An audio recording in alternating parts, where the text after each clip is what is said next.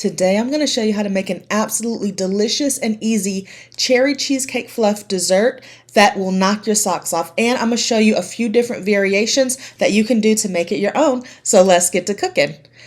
To start off with, we're going to use Cool Whip. Now this is just regular Cool Whip in the 8-ounce container. You do let it thaw out in your refrigerator so it is soft to work with. A box of cheesecake flavored Jello pudding in a 3.4-ounce box, and 1 can of pie filling. I'm using cherry. This is a 21-ounce can, and I am using some mini graham cracker crust. So the first thing we're going to do is get a big bowl and a little bowl. And in my big bowl, I am dumping in my 8 ounces of Cool Whip whipped cream. You should use the pie filling of your choice. Cherry is my favorite. It has a pop top lid, and I do rinse it off just in case there's any dust on the can. And you can pause this shot to see the nutrition facts. I'm not too concerned about it because this is a dessert after all. So in my small bowl, I am saving about 3 tablespoons of the topping to use at the end, 3 or 4 tablespoons of this 21-ounce can. And then I'm just going to put a lid on this little container. These containers are so convenient to save small amounts of things in my refrigerator. I'm just going to set that to the side, and now I'm going to mix in my whole box of cheesecake Jello pudding mix.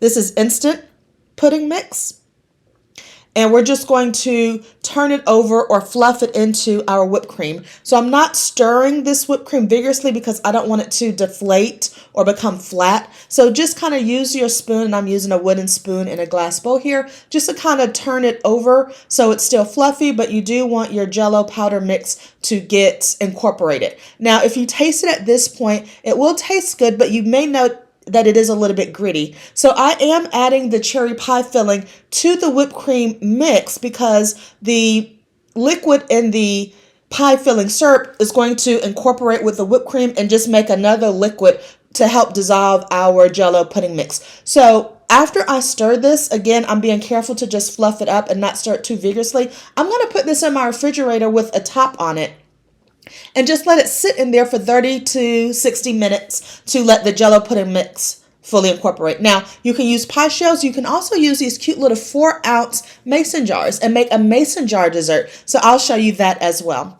So these mini graham cracker crusts, you do not have to cook them in the oven. So we're just going to put our pie filling that has been setting in the refrigerator for 35 minutes into these mini pie crusts. And you can do this part first and just smooth out your fluff dessert and cover it maybe with plastic wrap and let it sit in your refrigerator until you're ready to serve it before you go on to the next step. But I'm just going to show you how to get to the final presentation in this video. So to get to the final presentation, I'm just going to add a little bit of the cherry pie filling topping that I had reserved to the side on top to make a very decadent and beautiful dessert. Now, if you want to, you can add the fluff to a little mason jar, and then I'm adding whipped cream on top just to be a little extra. This was an extra creamy whipped cream.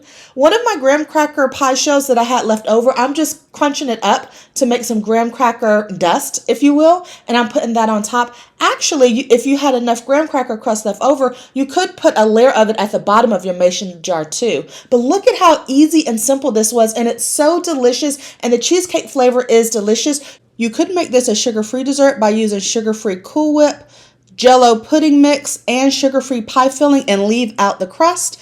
It would be very delicious if you like that taste. Thank you so much for watching this video. Please subscribe to my channel.